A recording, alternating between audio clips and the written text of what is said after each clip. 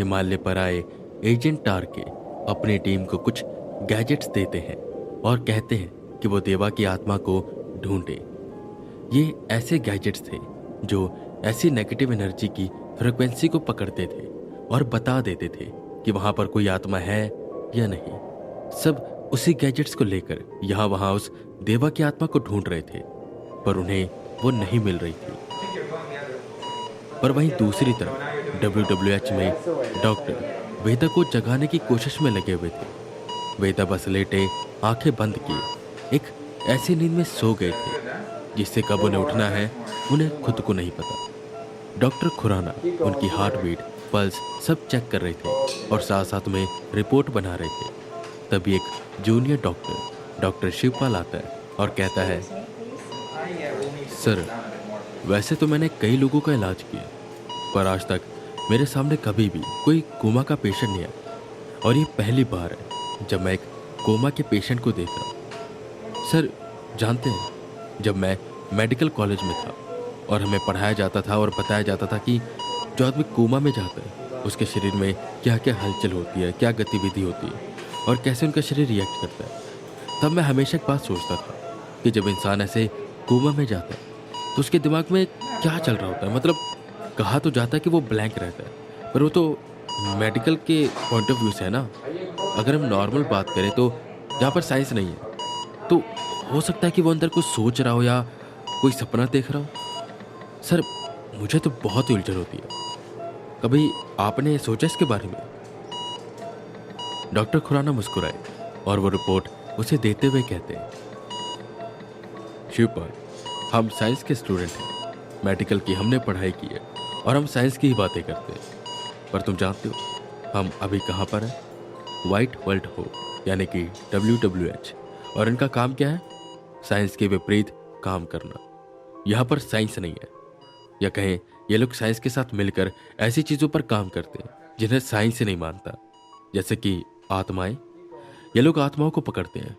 और अगर शिवपाल मैं तुम्हें सच बताऊं, मेरा पर्सनल एक्सपीरियंस, तो मेरा तो यही मानना है कि भूत प्रेत तो होते हैं। मैंने खुद ऐसे काफ़ी केसेस सॉल्व किए जिसमें ये आत्माओं का हाथ था। तभी तो WWH में जब भी ऐसी कोई मेडिकल इमरजेंसी आती है या कोई मेडिकल से रिलेटेड केस होता है तो मुझे याद किया जाता है।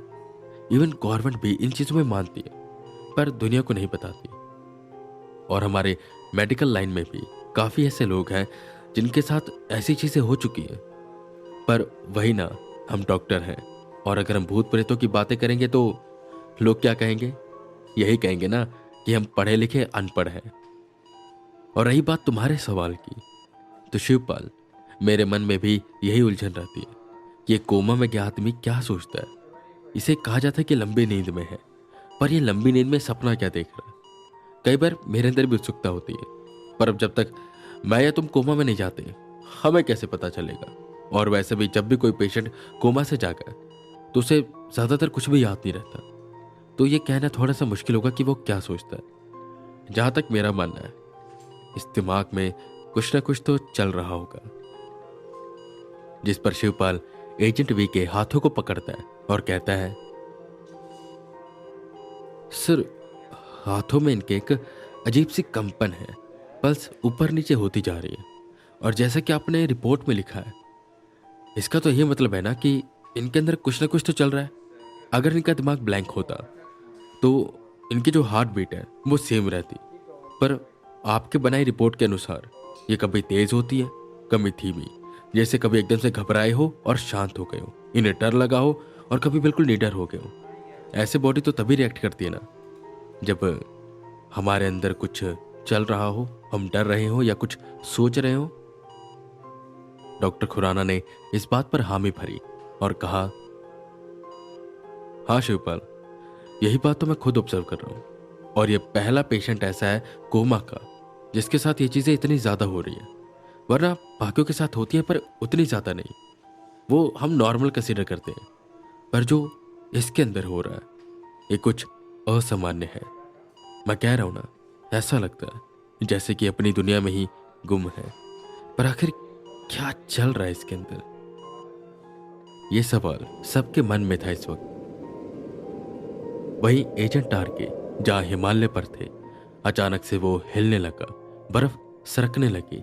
वहीं दूसरी तरफ WWH में भी सब पैनिक हुए, क्योंकि लाइट्स फ्लिकर हो रही थी, पंखे हिल रहे थे, इलेक्ट्रॉनिक सामान कंट्रोल में नहीं आ रहे थे।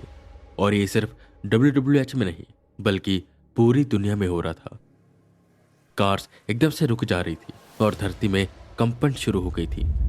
बादलों की रफ्तार तेज हो गई थी, पानी उल्टी दिशा में बहने लग गए थे, समुद्र की लहरें तेज हुई। किसी को कुछ भी समझ नहीं आ रहा था कि यहाँ पर हो क्या रहा है। न्यूज़ में सबसे कहा गया कि कोई भी पैनिक ना हो, पर सच देखा जाए तो पैनिक होने वाली बात थी। लगता है वो आ गया, प्रेसिडेंट कार से उतरते हुए बोले। उन्होंने आसमान की ओर देखा। काले बादल छाने लगे, बिजली कड़कने लगी, हवाएं तेज हुई। वाइस प्रेसिडेंट भी उस कार से उतरते और पूछते हैं, कौन आ गया सर? जिस पर प्रेसिडेंट बस इतना बोलते हैं कि टीम को भेजो और चेक करवाओ वो बीस्ट कैद है या नहीं। और वाइस प्रेसिडेंट ने वैसा ही किया, जिस पर यह पता चला कि वो बीस्ट तो जा चुका है और उसी के साथ साथ और भी काफी ऐसे स्पिरिट्स हैं जो गायब है। और उन्हीं में से एक था यति का सर, जो कल ही आया था।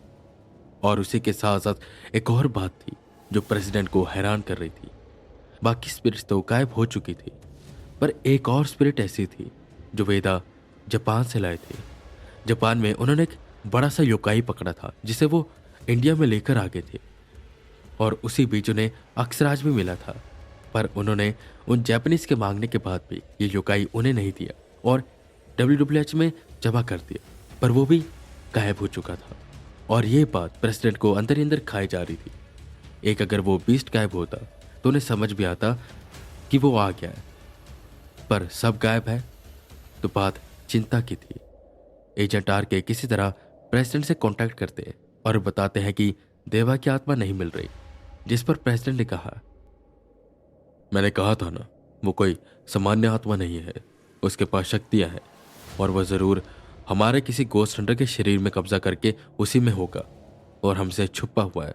और देवा ही है जिसने स्पिरिट्स को चुराया है।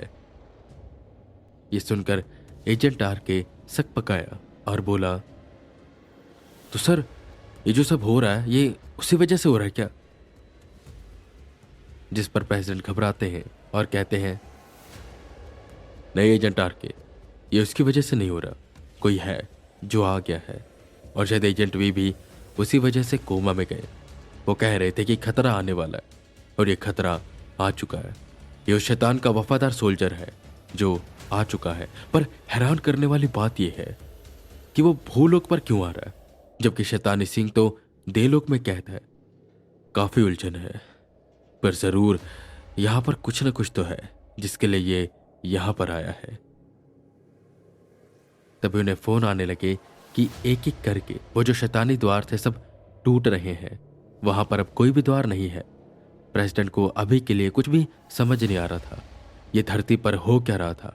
और वहीं दूसरी तरफ देवा, जो अभी भी मरा नहीं था, वो इन्हीं सब के बीच में छुपा हुआ था और वही ये स्पिरिट्स को लेकर गया था। वहीं दूसरी तरफ वेदा कोमा में थे और क्या हो रहा बाहर उन्हें कुछ भी पता नहीं था। पर हाँ, उनके शरीर में कुछ हल्की हल्की हलचल हो रही थी, जैसे उनके अंदर कोई अलग ही दुनिया है जहां पर वो अभी गए हुए हैं।